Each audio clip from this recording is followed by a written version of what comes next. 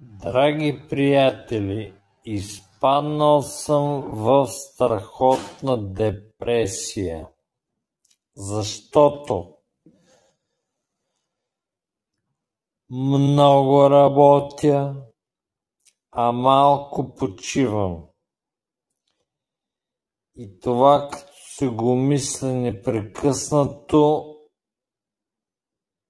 ми става много гадно. За целта има две неща, които могат да ми помогнат. Свирка или сладолед.